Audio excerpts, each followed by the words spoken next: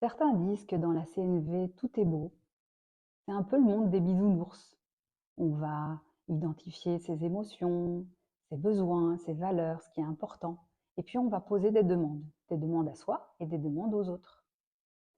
Je viens d'avoir un appel d'une personne qui recherchait un groupe de pratique CNV, parce qu'elle remarquait qu'elle avait besoin de communication, de pouvoir dire à une personne qui était importante pour elle, de dire des choses de manière calme.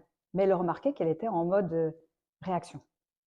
Donc pourquoi est-ce que ça ne marche pas la CNV pour certaines personnes, en tout cas dans certaines situations?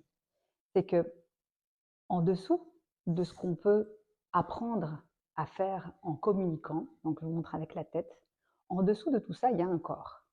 Et dans le corps, il y a un système nerveux.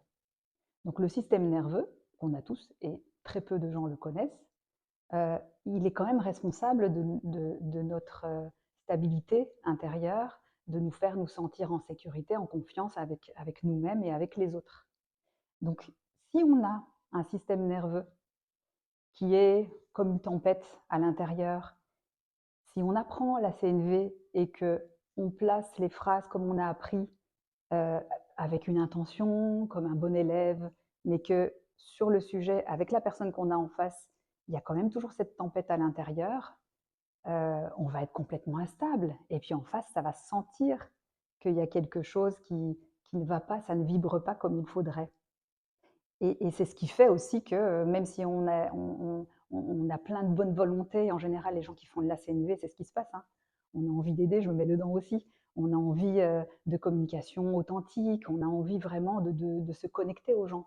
Mais parfois, il y a des blessures du passé à l'intérieur de nous, dans la tuyauterie du système nerveux autonome, qui font que même si on a appris à dérouler le protocole de la CNV, il y a quelque chose qui ne fonctionne pas. Et puis on se dit, mais comment ça se fait? Pourtant, j'ai bien dit toutes les phrases, j'avais la bonne intention, mais il y a un truc qui ne marche pas, et je me remets à nouveau à avoir une réaction, à ressentir de la colère, etc., ou de la peur, et face à la personne, du coup, je perds mes moyens et j'arrive pas à dérouler ce que j'avais envie de dire, de faire. Et donc, pourquoi? Parce que c'est important d'aller voir vraiment en dessous. Donc ça, c'est notre cerveau. Dans notre cerveau, on a trois parties. Il y a la partie haute, qui est la réflexion, donc le cortex préfrontal. Là, on a la réflexion, on peut mettre des mots, et donc c'est là qu'on peut faire de la CNV. On l'a fait aussi avec cette partie-là, les émotions, le limbique. Mais très peu, parce qu'en CNV, souvent, c'est pas connu, on utilise la partie plus archaïque qui est le côté reptilien. Donc le reptilien, le cerveau archaïque, il est responsable de nos réactions automatiques. Quand on a des émotions disproportionnées, quand on voit qu'on est bloqué dans une situation, quand on voit qu'on a des réactions, des comportements automatiques, c'est plus fort que nous, paf, comme si on avait appuyé sur un bouton. Et puis à un moment donné, on se retrouve à faire une réaction, et puis quand ça redescend, on se dit oh là là, pourquoi j'ai fait encore comme ça alors que je fais de la CNV pourtant, et puis on se tape dessus en se disant mais je ne suis pas une bonne personne, j'aurais pu quand même pouvoir réagir correctement et parler à la personne, mais c'était plus fort que moi. Donc quand c'est plus fort que toi, c'est que tu agis depuis cet endroit-là. Et quand tu agis depuis cet endroit-là, c'est comme si dans ton cerveau, il y a un truc qui se passe comme ça. C'est-à-dire que ça se déconnecte. La partie préfrontale qui a appris à faire de la CNV, à parler correctement, à faire ce qu'elle a besoin de faire pour se connecter aux autres, elle va se déconnecter. Ça veut dire que les ressources ne sont plus disponibles parce qu'on passe en mode automatique, comme dans une voiture, conduite automatique. Ça veut dire que là, il n'y a plus de réflexion. On est vraiment dans la survie.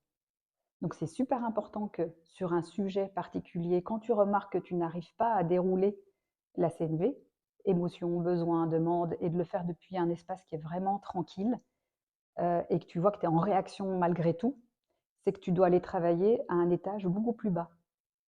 Donc ici, pour rendre, comme si c'était une tempête, de la rendre calme à l'intérieur. Et à partir de là, ça va se reconnecter. Donc ça, on le fait en, en observant à l'intérieur les sensations, les images, les émotions, les comportements, les mouvements qu'on peut avoir du corps et on joue avec ça. Et en fait, ce qu'on fait, l'intérêt, c'est de pouvoir vraiment arriver à, sur le sujet, ça fait ça. Donc, c'est arriver vraiment à mettre de l'espace à l'intérieur du système pour que ça respire comme ça sait faire, pour pouvoir, depuis cet endroit-là, poser des actions, des demandes, etc. Donc ça, on le fait avec des méthodes comme la somatic experiencing, le NARM, entre autres. Et puis, quand on le fait de cette manière-là, ça permet d'être soi-même en profondeur. Donc voilà, j'espère que ça vous a donné un petit éclairage supplémentaire. Et puis, je vous souhaite tout le meilleur pour la suite. À bientôt.